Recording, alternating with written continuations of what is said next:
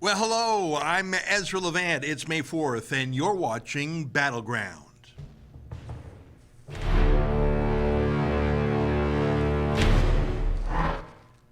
Well, hello and welcome back. This is the 5th day of our test run, our experiment to see if people want to see some live chat with me every weekday from 12 noon to 1 p.m. I've enjoyed it. Lots of comments. We've tried out the super chat feature, and we've decided that Fridays will be the Friday free-for-all, I'm calling it, where we're going to be a little lighter on the video content and get really into the comments. I see a few comments right now. I will read comments of any sort, but if we get a lot of comments, and over the days we've had hundreds of comments, if you want your comment to stand out in a colorful highlight and be pinned to the top, you can use the super chat function, which is a neat way to help the Rebel. It costs $2 or $5, or some people even chipped in more, however much you want. That helps us out of the Rebel. It's a source of revenue. We're 100% viewer supported. And it allows you to have your comment pinned to the top. While we're waiting for a few more folks to show up, I do have a couple of video clips I want to show. I know I said it's going to be all comments, but I thought, instead of jumping right into the comments, let's just do a couple of quick news stories while the viewership builds. I'm impressed with Elon Musk as a charismatic personality, but I have to say that's about as far as it goes, because I think he's not so much an entrepreneur as he is a grantrepreneur. And by that I mean he's gamed the system, and he has taken advantage of the folly and the weakness and the desperation of green energy activists who are so desperate for proof that their schemes work, that he said, yeah, I got this electric car idea. It's impractical, it's extremely expensive, but if you subsidize my company with billions of dollars, I will let you call us a success story. And so while Tesla has never made a dime, and the cars are extremely expensive and questionable as a work of mechanic, just questionable. Tesla fires all the time. Of course, there's range issues, disastrous production. His real value is, hey, look, everybody, green energy works. That's how it works in the world of politics. He's a celebrity. He's a hero. He's called a billionaire, even though it's all subsidy money. But there are some people who make a living being skeptical. There's not so many of them in the media anymore, but they are in financial investment houses, financial analysts, people who track companies for a living, who really read the financials carefully and then make a recommendation to their investors: buy, hold, or sell. And those people, they live or die by their predictions. So they're not politicians. Is this worth it politically? They're investment analysts. Is this company worth buying a share? And Elon Musk, like many other corporate leaders, he does occasional conference calls with these investment analysts, and there are some reporters on the call, and it's really him talking directly to investors. Now, he prefers to talk to the wide-eyed, doe-eyed environmental journalists, and they ask him questions about how dreamy he is and how wonderful he is. I want to play for you a little outtake from a recent investor call that he made.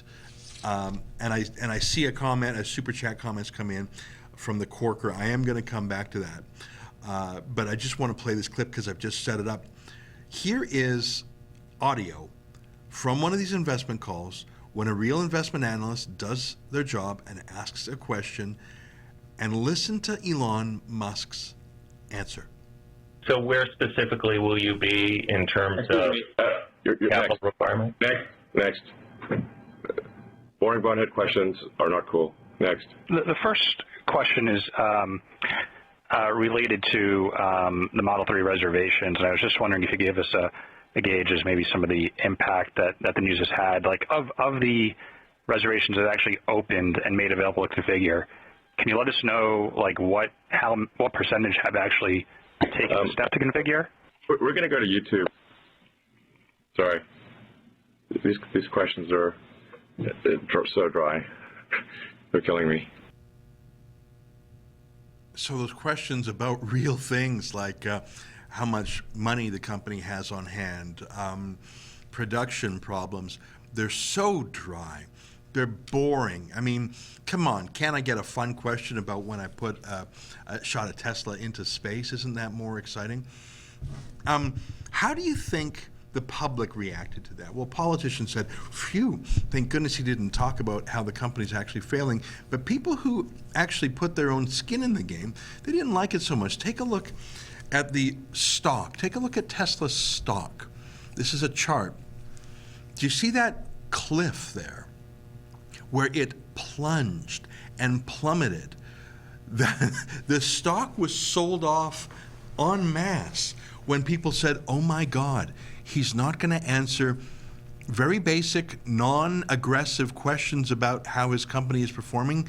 He's going to call them boring. I think we've got a little New York Post article on the subject as well. We'll take a quick look at that. Elon Musk blows boring, boneheaded questions from analysts. Well, not all of business is as exciting as shooting a Tesla into space. And I don't think the questions were boneheaded, and even if they are boneheaded, aren't those the easy ones to answer? I mean, aren't the dumb questions the one that you can answer in a minute? Okay, I just wanted to share that while we got some more audience picked up, and I do have another video clip or two that I'm going to show later.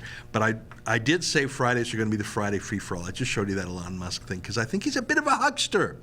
I mean, he's a quirky, futuristic, cool, nerdy geek huckster who has a fun Twitter feed. But every once in a while, if you're a business person, you have to answer for your business, especially if you're publicly traded, and especially if you take so many billions from the taxpayer. And he just thinks that's boring. All right, the Corker asked a question and was generous enough to chip in $10. Thank you for that. Ezra, do you think the mainstream media has been muzzled by Gerald Butts when it comes to talking about Mavis Utaye, the lady who died trying to get to Canada a while after Trudeau's welcoming tweet? Thank you. I think I know what you're talking about, which is when Trudeau said, hey, everybody come up here. That was sort of the starter pistol for tens of thousands of people to get to Canada in any way possible. And we know some folks have come across winter fields and had frostbite and lost their fingers. And if that's the case, I think you're referring to as someone actually died trying to get here because of Trudeau's tweet. And the fact that I don't know that fact off the top of my head suggests it has been underreported by the mainstream media. We all saw the picture of little Alan Kurdi lying on the Turkish beach 100 times in the media, even though there was no connection to Canada whatsoever. It was a Kurd in Turkey trying to get, I think, to Greece or something. And according to the little boy's aunt, I think, it was because the dad wanted free dental care in Europe or something. It has absolutely nothing to do with Canada. We all saw that picture of that little boy on the beach 100 times. But the fact that someone who died coming to Canada because of Trudeau's invitation for illegal immigration has not been covered in any way the same amount suggests, yes, there is media bias. Whether or not Gerald Butts is the cause of it, I cannot say. I've said before, I wish that Canada would have the same sort of revelations that the United States had when John Podesta's emails were published. I think it was on WikiLeaks or some other leak. And we saw the collusion between Hillary Clinton's campaign and so many journalists, so many conversations they had that they thought would remain secret. I'm not encouraging illegal hacking. I'm just saying it would be amazing to see the kind of close coordination between the Liberal Party war room and the CBC war room and other mainstream media outlets. I don't even think there's a dividing line between them. What you saw there from the Corker in bright yellow is a super chat. A super chat is a way of pinning your comment to the top of the page, and it's very easy for me to see even out of the corner of my eye as I'm looking at the camera, and I will do my best to read all of those. In the meantime, I will go through some of the other ones. Let me read one from Spencer J. Report that Trudeau gave summer grants to a mosque tied to terrorist extremists. Well, you're referring to our friend Candace Malcolm's exclusive story in the Toronto Sun today. And that's actually going to be the subject of my monologue on my TV show tonight at 8 p.m. called The Ezra Levant Show. And the answer is it's true. Now, I don't know about the direct terrorist ties, but the two groups that Candace talked about, one was called the Canadian Arab Federation. They were anti-Semitic, absolutely for sure anti-Semitic, and they had endorsed Hezbollah and Hamas, which are terrorist groups. In fact, they called for the legalization of those two groups. I don't know if they themselves were actually linked to terrorism. I won't go that far. But that's how extreme the Canadian Arab Foundation is. Candace also mentioned a mosque where one of the imams was teaching Muslim kids in Canada about gays, and he videotaped himself. He was so proud of saying, if someone's gay, you've got to move away from them, and you got to marginalize them. And the reason that's so newsworthy is that more than 1,400 Canadian Christian groups had their funding denied from the summer grant program because they would not bend the knee and sign an attestation, which is basically swearing an oath that they support Justin Trudeau on matters of abortion and homosexuality and transgenderism. 1,400 Christian churches said, "Now we just can't do that." So they were denied summer jobs funding. But these mosques that are extremely homophobic, I mean, to the point of actually teaching kids to hate gays and physically move away from them as if you can catch the gay from cooties or something like that. If you watch my show tonight, I actually show the video of that imam laughing and scooching his chair over as if to get away from a gay person. They got the grant money. And I went to a site that Candace linked to. You can type in search terms for organizations that actually did get Justin Trudeau summer grants. I typed in the word Muslim and I typed in the word Islamic. In Ontario alone, there are 71 Islamic groups and Muslim groups that have received this summer jobs grants, and some of them are extreme ideologically, like the Islamic Circle of North America, Islamic Society of North America. These groups are reactionary and fundamentalist, to say the least, on the issue of homosexuality and transgenderism. Either they didn't have to make the attestation or they did and just simply lied, because these groups are so anti-gay they literally preach and teach abuse towards gays. And they got the dough, but not the Christian churches. Out of the corner of my eye, I see Mike Levine has made a super chat gift. Thank you very much. Mike, I don't see a comment attached to it. If you make a comment, I'll try and spot it, and I'll read. I see Trees Climbing Gear says, is the CBC like the BBC, supported by tax dollars? Yes, the answer is yes. The CBC is Canada's state broadcaster. It stands for the Canadian Broadcasting Corporation. It's created by a statute called the Canadian Broadcasting Act. And every year they receive about $1.5 billion from the government in various ways. And they also have what's called mandatory carriage, so they're forced into every cable package in the country. In fact, not just that. If you're in English Canada, you are forced to take a French CBC channel on your cable package, even if you're in a part of Canada that they don't speak French and you don't speak French. So yeah. Daniel chips in $2. Thanks very much. Any intention to do more reporting on the street? Daniel, that's a great idea. And we have some talent on our team who does a lot of that. My friend David Menzies does something called Generation Trudeau, and he gets out and does some really funny stuff. And Sheila does some of it, and Katie Hopkins does some of it. But yeah, I'd like to get out there a bit more too. Sometimes my day is a little bit jammed between preparing for my show, doing this new noon hour thing, and trying to run the Rebel. But I appreciate the encouragement, and I do enjoy it. I do enjoy it, especially going out to see protesters, especially anti-oil protesters who are usually so clueless. And I ask some tough questions. Well, why did you drive here? Why are you using a cell phone made from plastic or whatever? And it's not even fun because they're so utterly clueless, and they're cannon fodder, and some of them are mentally challenged or substance abuse. Some of them are literally homeless people who are given like $50 to protest. So it's not even fun sometimes because the real puppet masters in these groups, and I'm not saying that in some conspiratorial way. You go to these protests and you can see there's usually some boss off to the side not getting their hands dirty. And then there's the ruffians that were paid $50 to protest. It's sort of sad, actually.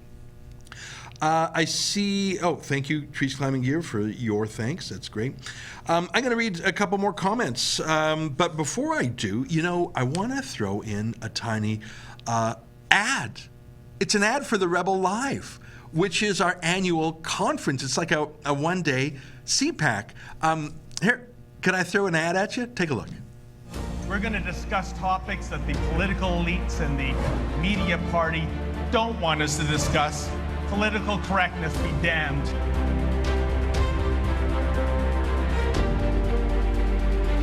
Passion isn't enough of a principle to guide the world by. Perhaps we are in better touch with the pulse of the country. We are in this fight with you, and you're all in this fight together.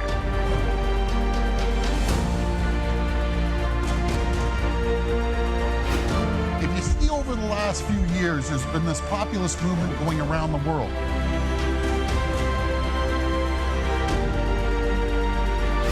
That's the status of the left at this point, is I don't know if you're the Onion or the New York Times. Postmodernism is a sophisticated philosophy. Now, it's wrong, but it's deeply wrong. We're simply people with another point of view.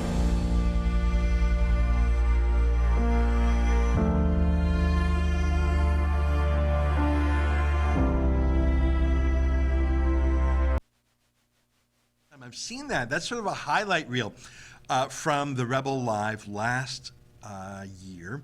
Doug Ford was speaking, and look at him now. He's set to be the next premier of the country, of Ontario, excuse me. Dr. Jordan Peterson. That was, I mean, he's always been big in our hearts, but boy, he's just exploded ever since then. #1 book, everywhere you look. Gavin McInnes, so funny. I mean, he's an acquired taste, sure, but my God, I think he's hilarious. He's coming back this year. Jordan Peterson's in Arizona on the day of this year. He won't be there, but we have someone in that vein. I'm not quite ready to announce their name. We'll do that on Monday. So we have a great lineup of folks coming. And if you go to therebellive.com, you can actually get our early bird pricing for a few more days. And if you are a student or a senior, I know the pricing offhand because I saw it and I was shocked by how cheap it is. It's $35 for a whole day. That includes parking, breakfast, and lunch. I mean, I think we might actually be losing money on this student and senior early bird, or barely breaking even. I mean, that's an incredible, I just, frankly, I think that's a little bit low, but that's our price we're going with. So sign up, and Gavin's coming back. That's going to be hilarious. Anyways, let me get back to some of the questions. Urethra Grundle, and I will never get tired of saying that name, has another super chat, and thanks for the $20. Urethra Grundle, not my real name. Yeah, I detected that, but as soon as because urethra, of course, is a part of the human anatomy, but, you know, there is the name Aretha. And I don't know. I mean, you never know these days. You never know. Just like I don't want to assume your gender, I don't want to assume that that's a fake name. Urethra Grundle says, many people are still talking about the Toronto van attack. The cause of the van is in question. It's an ISIS-style attack. Is there a possibility that CBC is pushing fake news for the liberal agenda? Well, it's not a possibility that CBC is pushing for the liberal agenda. That, we know, is a certainty. What we don't yet know is what's really going on. It has been taken as true that the suspect, Alec Manassian, published a Facebook statement about how he's an incel warrior in the pattern of Elliot Rodger, an American youth who recorded the fact that he had trouble getting dates with women before he went on a rampage. So if that Facebook post is true, and it has not been verified directly by Facebook or by police, they've just verified they've heard reports, it's only been secondhand, then it may be some sort of, it may be an issue related to what they call incels. That's that phrase for involuntary celibates. That's a fancy way of saying a guy who can't get a date. But I see that before we even have a day of trial, that is the official narrative. And even though the style of the attack, taking a van and running down pedestrians, is the style that ISIS has patented, really. Alec Manassian, as I've mentioned before, sounds like an Armenian name, and Armenians are generally Christian, so that may suggest that he is not, in fact, Muslim or related to ISIS. We just don't know. We heard that there may have been some mental illness. We heard that he briefly was in the Canadian military, but was drummed out, possibly for being mentally ill. So we just don't know yet. But of course, the CBC will do literally anything they can to paint this as some issue of white males. Now, if you look at Alec Manassian, I don't think he's white in the standard definition of that word, just like Elliot Rodger was half Malaysian. But that's the CBC. They're looking for white supremacists.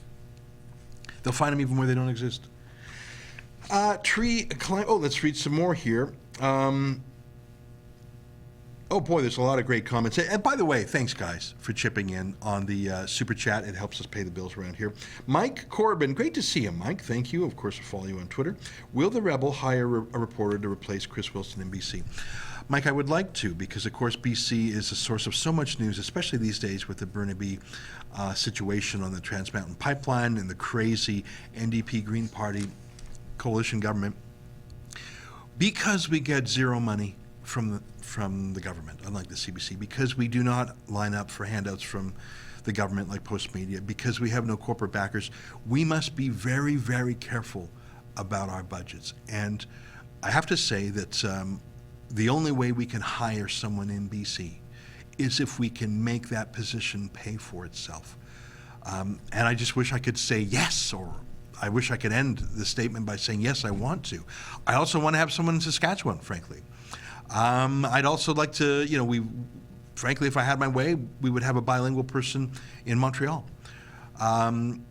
These things have to pay for themselves, and we already have more than 30 staff, and they're living off the crowdfunding we get and the paywall for the shows. So that's just a fact, and I wish I had a bigger answer than that. But frankly, your super chat helps pay for things. I'd like to.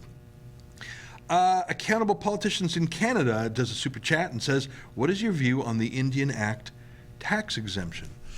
Well, my general belief is that I think that we should not have racial distinctions in the law. I think that we should all be equal before the law. That said, if a treaty was signed that granted specific rights to a particular Indian tribe or a band, I think that should be honored. Where we run into trouble, I think, is that the plain language of those treaties, many of which were written more than a century ago, have been stretched so far beyond what the actual wording of the treaty says. I think also that the main problem is not just exemption of taxes.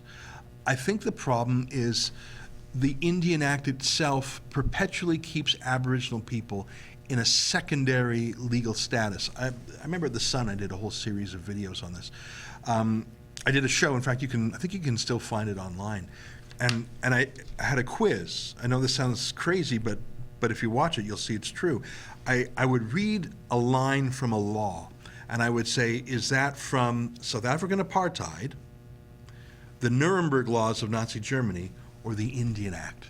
Do you see my point? Because I would take a racist line from the Indian Act, and I would say, is that from Canada, Nazi Germany, or apartheid? And I made this sort of quiz. You can find that on YouTube pretty quick.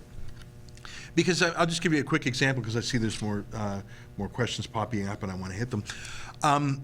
Did you know that an Indian who lives on an Indian band, and I'm using the word Indian because it's called the Indian Act, and most Indians I know say the word Indian. You can have a last will and testament, like we all do. But if some politicians in the band don't think it's right, they have the legal right to crack open your will and rewrite it. No other Canadian has that lack of rights. You write a will, it's your will. Not on an Indian band. Can you believe that? Did you know that Indian farmers and ranchers in the prairies, of which there are many, the Indian Act specifically requires that they seek permission from the federal government in Ottawa before they sell their crops off the reserve. I swear to God. I know that sounds insane. And I can imagine that the reasoning 150 years ago was, or 100 years ago, well, some hornswoggling white huckster's going to come and bamboozle these Indian farmers and ranchers and steal all their stuff or whatever. But you see my point? It's so condescending, treating these Aboriginal farmers and ranchers like children. That's right there in the Act. I know that's hard to believe, but the Indian Act is actually, in my mind, the greater impediment, because if you think, I mean, look at Kanye West talking about the slave mentality. Well, the slave mentality is legally enforced every single day in Canada through the Indian Act. So the kind of eye-opening discussions that Kanye West is leading in the United States, we don't have that here in Canada. There are a few Indian chiefs who do talk about it, but they're generally ignored by the mainstream media. Okay, I want to make sure I get a few. I see one from Roy Ellsworth. Ezra, you need to get out there and do what the great Andrew Breitbart did and take on the protesters. Roy, I appreciate that. You're the second person who's made that comment today. You know what? I do like to get out and about, and sometimes I feel like I have to be here in the office because we're building things, we're changing things, we're developing things. But yeah, it is fun out there on the streets. There is one difference. I mean, I remember when I would go to some of the protests in Toronto and Vancouver. In the last 2 years, there's been a marked rise in violence from the alt-left. And I don't know if you remember when I actually spoke at an event with Jordan Peterson at U of T. There was a mini riot by masked Antifa. Now, the police were there. They did a pretty good job, but they pulled, the Antifa, they're like children. They pulled the fire alarm, and the fire department came in and said, sorry, guys, we know it's probably fake, but rules are rules. You guys have to get out. I don't know if you remember that.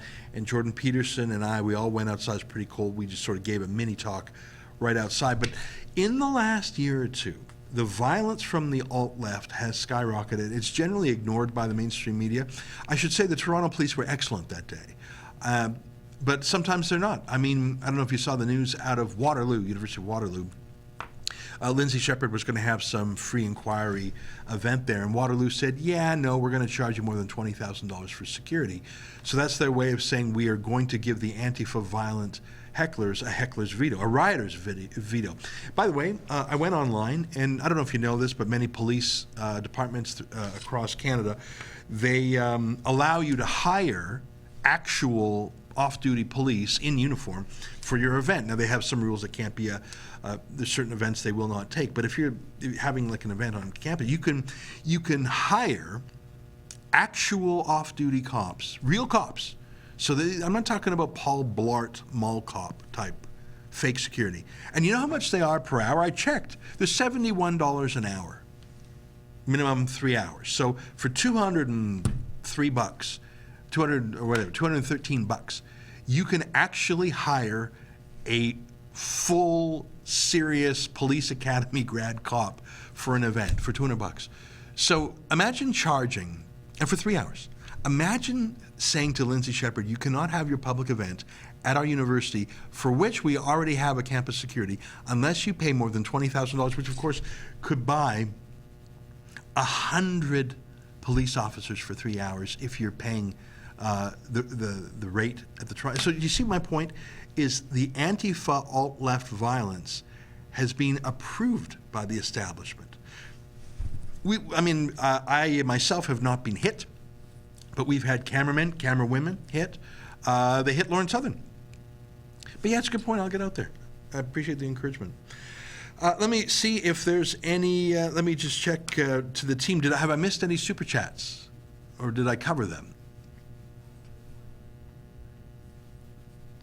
Okay, there is one question that I missed. It's, are there other contributors doing live streams? And I just don't have that here, but my team just emailed that to me. That's from Allie Clark. Allie, thank you very much. I should talk to, we were just trying this out because I saw someone do a super chat. I thought that looks fun. It looks easy. Maybe make a few bucks. I mean, if we made $100 in an hour, would that make it worthwhile? And we have some folks working the camera and whatever. Yeah, because it's still content. We're talking about the news. It's what we do here. So this week has been a test. I know Sheila was watching the show earlier this week, and she seemed to like it. She's pretty busy, and of course we want her to do her main stuff. She's got the gun show. She's got something called Gunshots, and she's got a lot of stuff going on. But I'd love it if she did it, but I wouldn't want to impose that on her to the detriment of her other work. I'll ask her. Okay, well, you know what? It is 12:28, and I think it is time for our second ad. What do you think? Here's an ad for those of you who don't come to my paywall show. Here's an ad for the paywall show. I don't think I've seen this one before either. Let's take a look.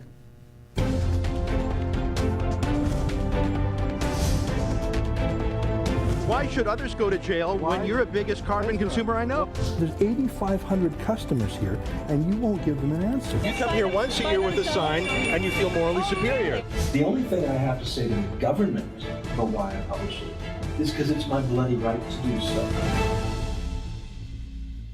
Well, there you go. I guess it was just the opening sequence for my own show.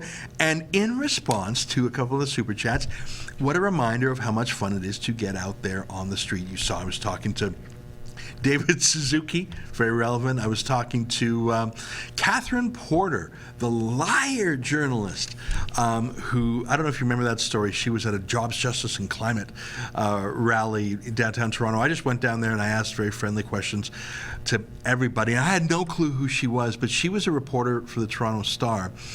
And so I interviewed her, and she insisted I talk to her daughter.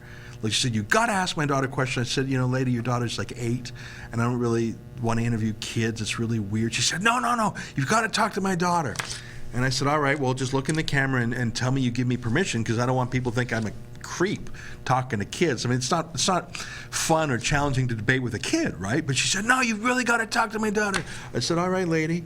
Pageant mom, easy. Just look in the camera and say, you give me permission to talk to your daughter. I want, it was weird. So I talked to her, and she just said, do you believe in global warming? And I said, well, yes, I do. Anyone who's heard of the ice ages knows the globe has warmed and cooled over the years. So it's a very quick conversation, and I think maybe the mom was expecting me to be really mean or something, but I wasn't. I've got kids myself. I'm not going to be mean to a kid. That's just, that's like Kramer in that scene in Seinfeld where he won Taekwondo against a bunch of kids. So I left, and I totally forgot about that because she was just some weird mom I met, and I didn't realize till the next day that she was a Toronto Star reporter, and she lied about the whole thing. She said I was mean to her daughter, and she made up dialogue that her own daughter allegedly said, but I had the whole thing on tape. I mean, how stupid do you have to be to make up fake facts about an encounter when you saw me filming it? Like, I didn't have a hidden camera. You saw I had the mic there, right? So I sent the full unedited clip to the Star editors, and they looked through and they said, yeah, we got a liar on our hands.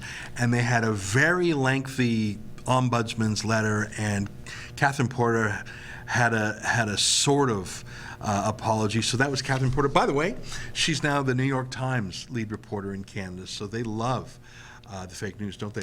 I see there's another Super Chat comment. The Corker, Ezra, how about challenging Catherine McKenna to a debate on the effects of CO2 in the environment? You know what? She would surely decline.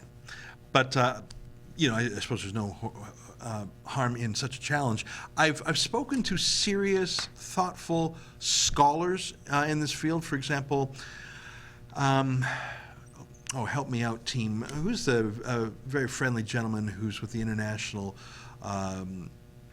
Climate Change? Like a very friendly guy. He's got a beard and mustache. I just can't remember his name right now. We've had him on the show, and I'm embarrassed. His name's just on the tip of my tongue. Very, very credible, soft-spoken scholar. And he's told me that he's tried to debate Catherine McKenna. He's had one meeting with her that she wouldn't even, clearly didn't even pay any attention. So I guess my point is, if Tom Harris, that's the name, I'm sorry, I was on the tip of my tongue. If she would not debate a very friendly, I'm going to say mild-mannered, scholarly, not mean guy like him, there's just no chance that she would debate an aggressive advocate like me. She doesn't believe in debate. She believes in just muttering the same talking points again and again and again. You saw her we've shown some clips of her recently when Rob Sopuk asked her questions, when other MPs have asked her questions about the effects of the carbon tax. I don't think she believes in debate, just like David Suzuki doesn't believe in debate. When was the last time you've seen David Suzuki debate? These people don't debate. They lecture. David Suzuki's appearance at the University of Alberta next month, it's not a debate. There will be no questions. He'll just lecture, and he usually collects a $30,000 fee. I see a super chat from aisle 3 saying, thank you. Well, you're welcome. Not sure what you're thanking me for, but I'll do my best. Hey, it's 12:33. Time flies. I said that today would be viewer free-for-all, your comments only. But there's something that, and John Heumann gave $10. Thanks very much for that. But there was something yesterday on NBC. We're talking about fake news here. We're talking about Catherine Porter and her fake news at the Toronto Star. Now she's doing fake news for the New York Times. We talked about the fake news of the CBC. It's a real theme here. Yesterday was devastating for NBC. Now, they thought it was going to be devastating for Donald Trump. Let me show you what NBC said so proudly. I think they said that it's about 1:30. It was the big news of the day. Take a look.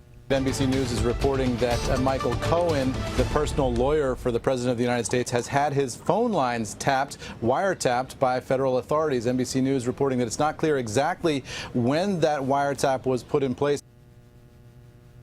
You know, that was about a 30-second clip, and he said tap, wiretap, wiretap, 3 times in 30 seconds. Oh my God, he was so excited. There's another NBC journalist who tweeted that, boom, like he literally wrote boom, and then he had to click. The NBC weren't even reporting. They were exuding. They were orgasmic. I mean, it would be shocking news if it were true, wouldn't it be? Not just that a lawyer and his client would have their solicitor-client conversation, that privilege broken. Like a lawyer and a client have a solicitor-client privilege, which means they can talk freely because you have to have the right to instruct your lawyer honestly and candidly without people listening in. But the fact that a sitting president would be wiretapped by some clearly out-of-control special counsel. So it was a shocking story that should scare anybody about the state of solicitor-client privilege. And you know, we've heard repeatedly that Donald Trump is not, in fact, under investigation. It would be shocking if he were under investigation. But NBC said it, and NBC, they're the most reputable people around, aren't they? Well, yeah, about that. Here, they started with an editor's note. Look, an editor's note. They put the editor's note up. They said, hey, guys, earlier today, NBC News reported that there was a wiretap on the phones of Michael Cohen, President Trump's longtime personal attorney, citing 2 separate sources with knowledge of the legal proceedings against Cohen. But sorry, guys, 3 senior U.S. officials now dispute that, saying that the monitoring of Cohen's phone was limited to a log of calls. So we've changed the headline, and so it's just an editor's note here, just a little note, I guess we just made it up, but we'll just, an editor's note. So you say the president's under a wiretap, and you got it dead wrong, and you're blaming someone else, and you're just calling it an editor's note. You think that's sufficient? They later were humiliated into publishing an actual correction. Let's put that up on the screen as well. I think we've got their correction. Barely. I mean, they just changed the headline. Feds monitored Trump lawyer Michael Cohen's phones. But even that isn't really accurate, is it? Because they just monitored who he called. They didn't monitor the calls, and even that is questionable. I see today that General Flynn is in court, and the judge is questioning these fishing expeditions, an actual judge. So fake news. It just never stops. It never stops. I see some more super chats coming in. Let me catch up a bit. John Human gave $10. Thank you very much for that. Someone named 3000 GTVR 447. I don't think that's a legal name. Gives $2. Why do you think Boy Scouts gave in to liberals? Well, the same reason everyone does. Peer pressure, browbeating, the slow creep through our institutions, demonization, normalization, funding. That's why. It's obvious. In fact, it's a miracle that young girl from Utah who on a prom night went out in that Chinese-style dress. What's miraculous is that a teenage girl had the courage to stand up to it, but massive organizations no longer do. And by the way, why can't there be a place for boys to be boys? There's places for girls to be girls. It's called Girl Guides. Why can't there be places for boys to be boys? Boys and girls are different. Any parent knows that. Any human knows that. Joel G.J. says, as a Canadian, what are your thoughts on the food of Canada, e.g. maple syrup, poutine, Canadian bacon, etc.? Well, I'm a huge aficionado of maple syrup, of course. Poutine, thumbs up. Canadian bacon, I generally avoid pork products and shrimp for reasons of religious tradition, although I'm not particularly religious. It's just sort of a custom I follow.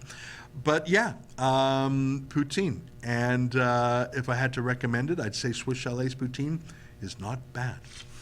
Let's see if there's any other Super Chat comments that I have missed. I don't think so. Let me just Oh, yeah, there was one. It said... by Ezra's First Irregulars. It says, join us on the Ezra's First Irregulars on YouTube. And the gift is £1.99, which is about $3.50, and I thank you very much for that. Yeah, listen, I mean, I like taking an hour a day to interact, and I'm going to contemplate seriously the advice to get out there on the street. You know, I have to tell you that we have to get security every time we do that, because the left will come up to you and punch you in the face. And I remember one time we sent a camera down to City Hall. So this is right at the heart of our democracy in Toronto's Nathan Phillips Square. And we had a journalist and we had a cameraman who was actually a woman. And we had one security guard for the journalist, because we assumed that's who would be attacked. Antifa couldn't attack the journalist because we had a security guard there. So they attacked the young lady who works with us still, thankfully. They attacked her. And, you know, she's a very slight young lady, maybe 100 pounds, very petite. And Antifa, the big bad masked bullies of Antifa, went after her. So when we deploy a camera and a cameraman and a journalist, we often have to have not one but two security. Tell me any other journalist in this country who has to do that. It's not just me, and it's not just our team here. Sheila Gunn-Reid went to cover the so-called Women's March in front of the Alberta legislature. Again, the heart of democracy, the seat of the government. And she was punched in the face by a new Democrat activist named Dion Buse. And again, caught right on tape. No one there did anything. In fact, the leftists assembled helped Dion Buse escape. So that's the reality. I mean, the CBC is breathless about the alt-right and the threat of the alt-right in Canada. I have yet to see any violence from the alt-right in Canada. I don't think they're a big thing in Canada, but every single day we see the alt-left violence, and the media goes to great efforts to ignore that. Joel GJ says, one more just because. Thoughts on Ben Shapiro? Well, let me say this about Ben Shapiro. He's a very bright man who is an excellent articulator, not just of conservative politics, but of the underlying principles. And what I like about him is that he takes it to the campuses where the culture wars are being fought. And I hope he continues to do that. He also, of course, is with the Daily Wire, and we admire some of the people from there, too, that we've gotten to know over the years, including Andrew Clavin, very, very bright. And the fellow the other day who was on my 8 p.m. show talking about the power of language. So there's no doubt about it. Very principled, very smart conservatives. I think the two controversies that I might address, and I would address them gently, are Ben, who was, I think it would be fair to call him a never-Trumper, who's been reformed a bit, and Ben Shapiro is being critical of Candace Owens and Kanye West. As to never-Trumpers, there are some never-Trumpers who are just insane about it, and Trump can do no good, even though I would say to you he's governed as the most conservative president since Reagan, maybe even more than Reagan. If you look at his cabinet appointments, if you look at his judicial appointments, if you look at his foreign affairs, whether it's getting tough on terrorism and, you know, ending ISIS instead of prolonging it, his reluctance to get involved in more boots on the ground battles, his deft handling so far of the Korean situation, his tax cuts, his withdrawal from the UN global warming scheme,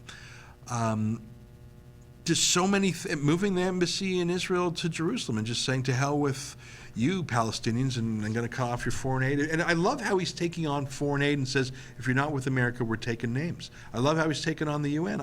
Maybe my favorite Trump moment was after he pulled the U.S. out of the United Nations Global Warming Treaty and said, I was voted by people in Pittsburgh, not Paris. And how are you not going to like that guy? My point is, never Trumpers, despite what I've just listed and many more things. Oh, I guess my favorite thing about Trump is how he despises and disrespects the media, and it's about time. So if you're a never-Trumper in the face of all that, you are not a real conservative. I think Ben is a reformed never-Trumper who is honest enough to admit when Trump is doing good things. His skepticism about Candace Owens and Kanye West, well, sure, you got to be skeptical of a celebrity, but you can't be skeptical of what is actually happening, which is you have a cultural leader in the black community having an honest, transparent, real-time conversation about whether or not it's okay for young black men to be conservative or Republican. And that's amazing. And whether or not he is morally, ethically, politically, pure, someone to bet on. I don't even think that's the point. And Candace Owen, the young lady with Charlie Kirk's group, Turning Point USA, I think it's called, you know, if she was a liberal or a Democrat in the past, yeah, that's the whole point.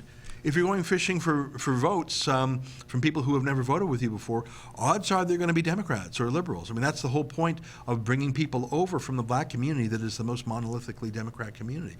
So I don't think you want to be, you know, what's that old saying, don't make the perfect the enemy of the good. Ben Shapiro in many ways is the perfect conservative. Ideologically, he was conservative since he was a fetus. I mean, he was so young, conservative. Not every conservative comes to it that way. And so I guess those would be my two gentle criticisms of Ben. The first is, I think he's largely abandoned his never Trumpism. And the second, with regards to Kanye West and Candace Owens, I'd say, don't judge them too punctiliously, because they're moving in the right direction. I see another super chat or two crept in. Let me just scroll back here. Joel GJ say, I say Trump skeptic. He calls balls and strikes. Yeah, I think so. I think that's where he is now. And Ezra's First Irregulars, uncensored chat, only at Ezra's First Irregulars. There you go. John Human with another $2. That's very good. Thank you. It's 12:45, so we got 15 more minutes. I'm going to read some questions. If you want me to make sure I see yours, then just do a little super chat. You can chip in as little as $2. Earlier this week, we had some people chipping in $50, which was sort of amazing. Yo Ho Lo Ho says Trump from 10% black man to 22% in 1 week. That's amazing. Yeah, I mentioned that yesterday. I showed the Reuters poll. And it's not just the Trump favorability number amongst black men from 11% to 22%. I don't know if you saw when I showed it yesterday. There's another 7% who are sort of thinking about it, who are undecided. If they continue their journey and become Trump supporters, that's 29%. Let's call that 30% just to round off the number.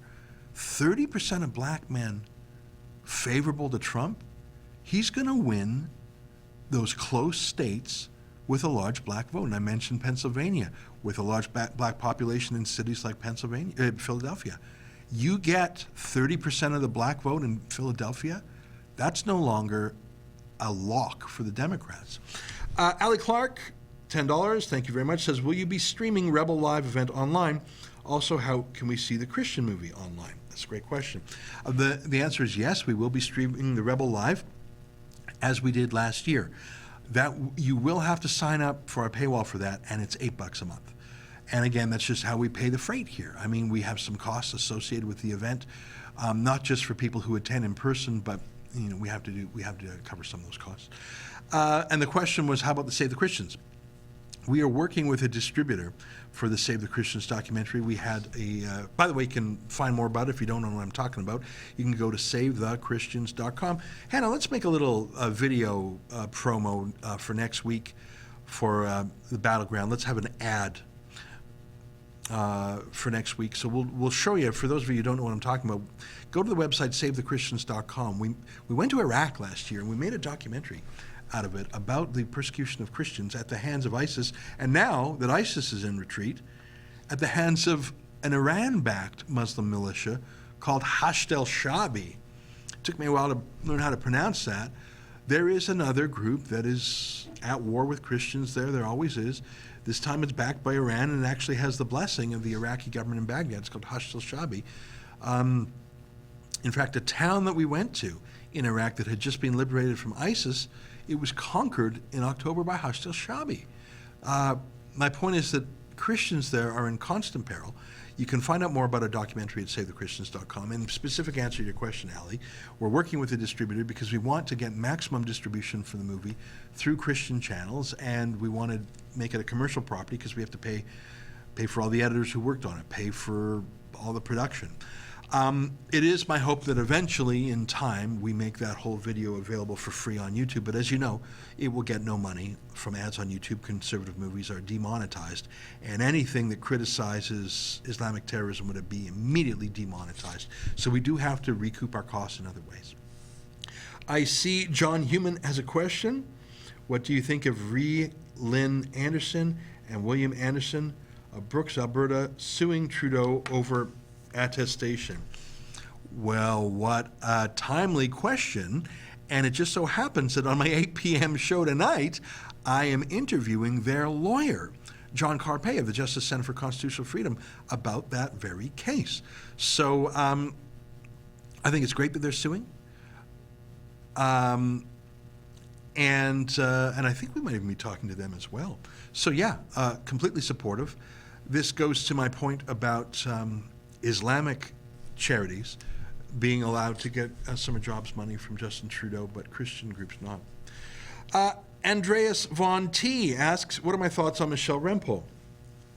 Well, there's a lot of things I like about Michelle Rempel. I like that she's media savvy.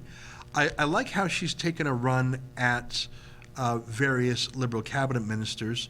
For example, she had a real go at Bill Morneau over gender studies in the budget, because he claims that there's a gender analysis and whatnot, and she made him look like the fool that he is. I have to say she's a bit feminist for my taste. I think she's she is a style of a third wave feminist in the Conservative Party, and there are those. But I think my main criticisms of her, I mean, by the way, I'm a supporter of hers, but my main criticism of hers is, as the immigration critic for the Conservative Party, she has not found the courage to challenge two things that I think need to be challenged. The first is the absolute number of immigrants to Canada. That number was $250,000 a year until recently, and only 8% of Canadians wanted that number increased. 92% either wanted to stay the same, or the majority wanted that number lowered.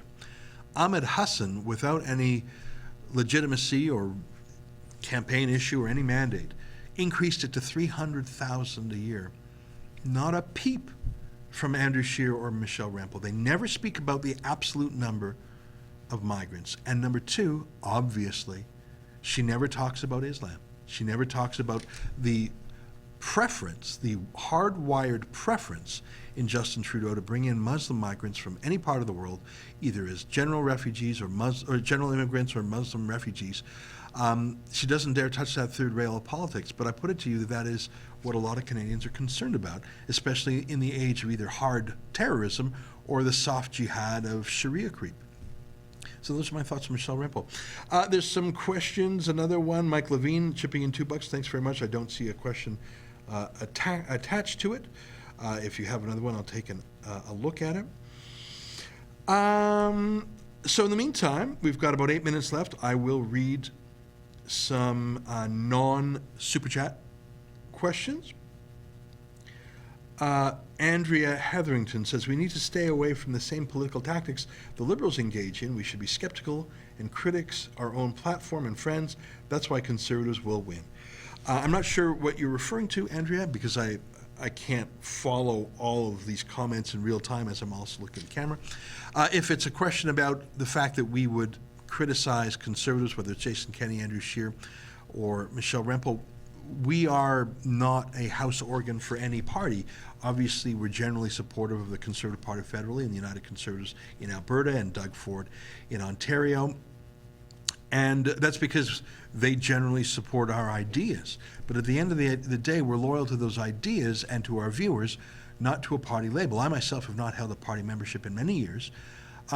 Even though it's obvious I'm going to be voting Conservative federally and Conservative provincially, I'm just not part of a group that would swear a loyalty to any party, and you need to be loyal to a party to be a party member. That's in their constitution. I am not part of those clubs, and I don't think our journalists are. And we have commentators and we have pundits, and our sympathies are obvious, but our sympathies with politicians are only as long as those politicians are vehicles for our views and for the views of Canadians.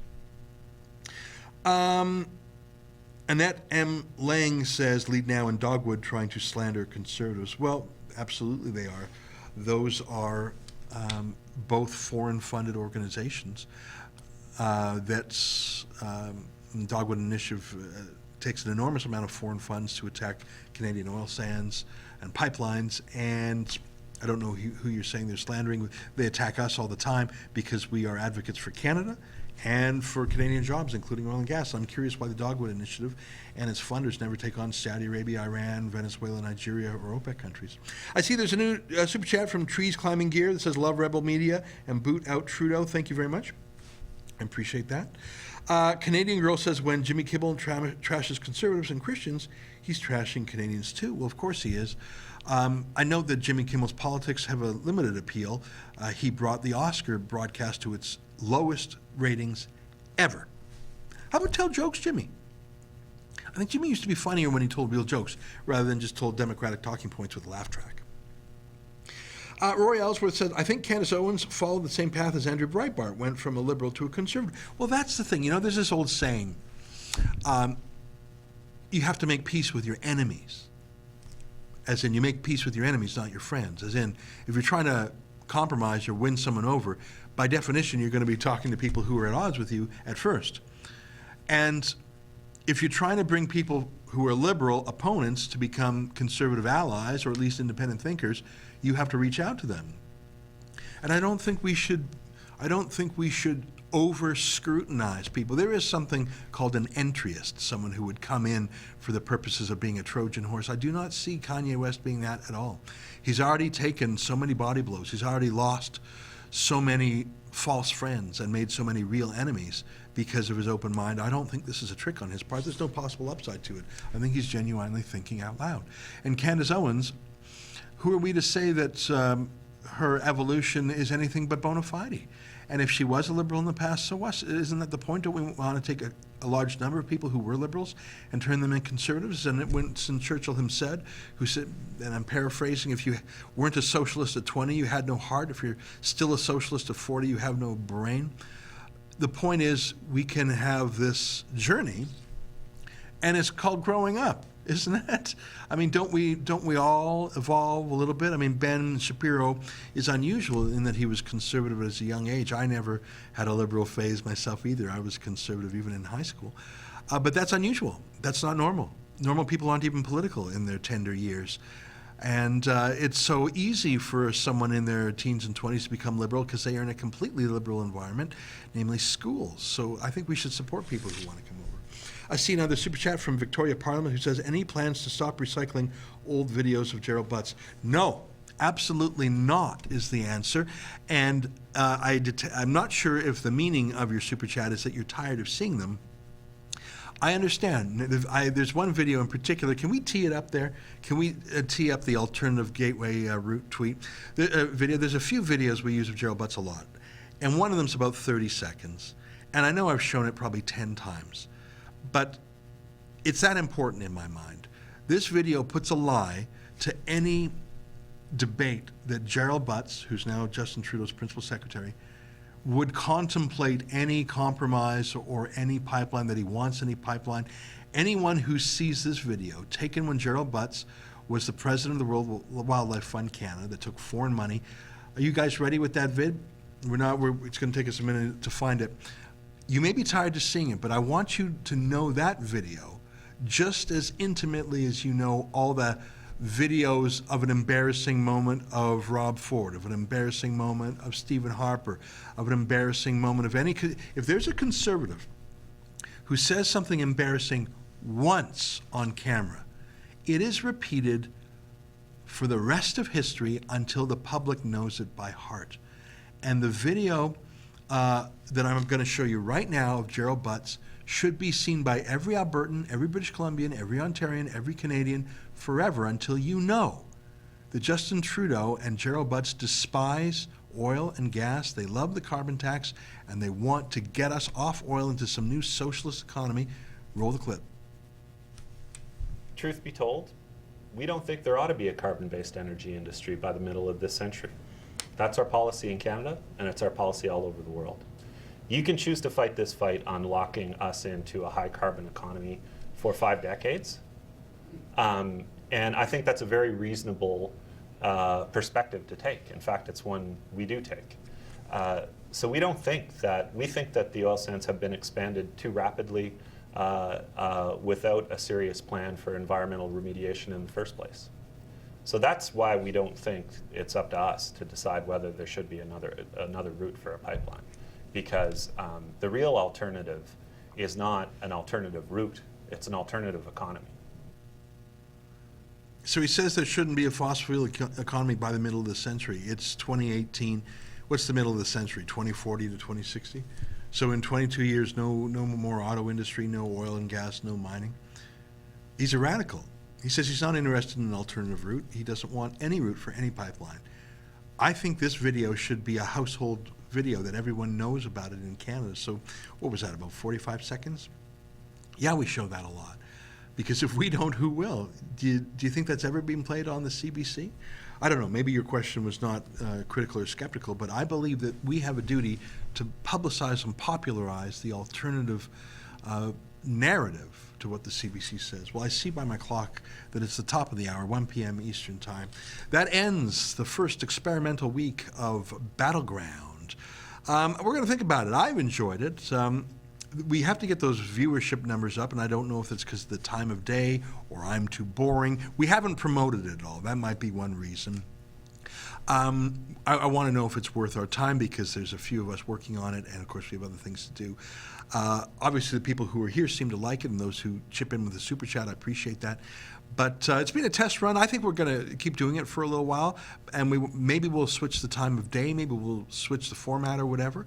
But I enjoyed it, and I hope you did too. So on behalf of all of us here at Rebel World Headquarters in Toronto, thanks for a great week. For those of you who aren't members of our paywall, please consider subscribing, because at 8 p.m. tonight we'll address some of these very issues that we talked about today in greater depth. So until 8 p.m. tonight Eastern Time, and until Monday at noon, on behalf of all of us here, see you later, and keep fighting for freedom.